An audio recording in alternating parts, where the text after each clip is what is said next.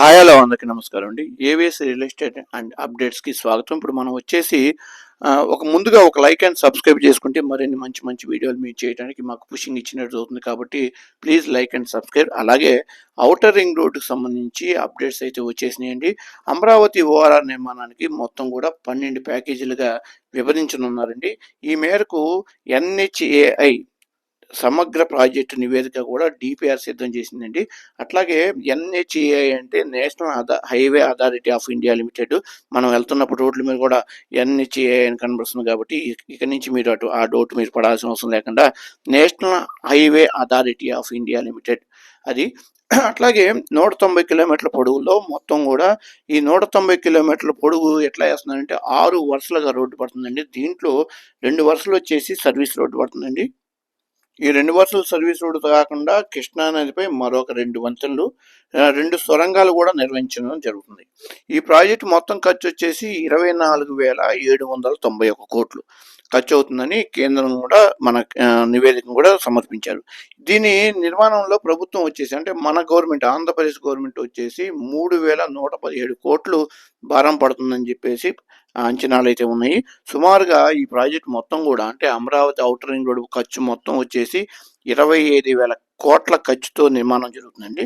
కృష్ణా నదిపై 2 బ్రిడ్జిలు, అనుసంధానమైన road, 2 tunnels నిర్మాణం కూడా చేపట్టనున్నట్టుగా నేషనల్ ఎన్హెచ్ఏఐ కూడా ప్రకటించింది. ఇప్పటి వరకు ఎన్హెచ్ఏఐ అధికారులు సమగ్ర నివేదిక కూడా తయారు చేశారు.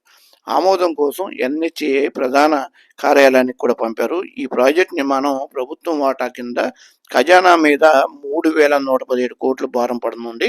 అయితే ఇది వచ్చేసి ఓఆర్ హైదరాబాదు రింగ్ రోడ్తో పోల్చుకుంటే అమరావతి రింగ్ రోడ్డు చాలా అత్యాధునిక పరిమాణాలతో, ఆధునిక పరిమాణాలతో అద్భుతంగా నిర్మాణం కూడా జరుగుతుంది.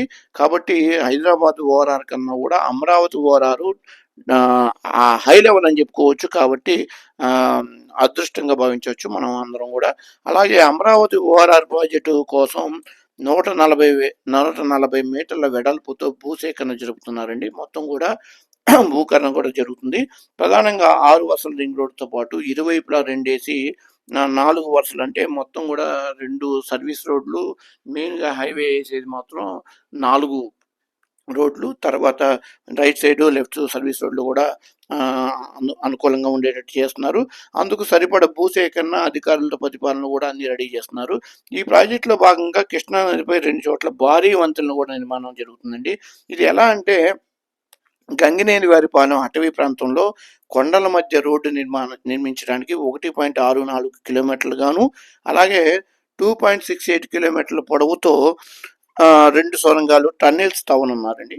అలాగే మున్నలూరు వద్ద 3.15 కిలోమీటర్ల రోడ్డులో, అలాగే మున్నంగి దగ్గర 4.8 కిలోమీటర్ల పొడవుతో 6 వరుసల బ్రిడ్జిలు నిర్మాణం జరుగుతున్నది.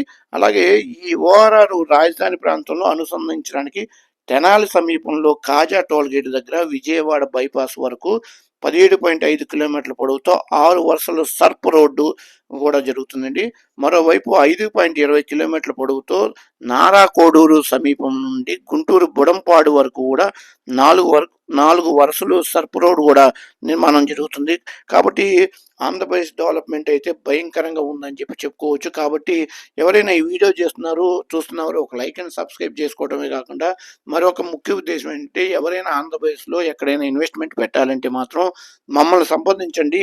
అంటే మా స్క్రీన్ మీద కనబడుతున్న నెంబర్ వచ్చేసి 7032825551 నెంబర్కి కనుక కాల్ చేస్తే మేము మొత్తం కూడా డీటెయిల్స్ మేము మొత్తం చెప్పి ఎక్కడ కొంటే ఎక్కడ డెవలప్ అవుతుంది, ఎలా డెవలప్ అవుతుంది, మనం కొన్న ప్లేస్కి ఏమేమి దగ్గర ఉంటుంది, తర్వాత ఎంత బడ్జెట్ తక్కువలో అవుతుందని కూడా మొత్తం వివరంగా మీకు అన్ని విషయాలు చెప్పి మీ చేత కొనిచ్చేంత వరకు మాది బాధ్యత.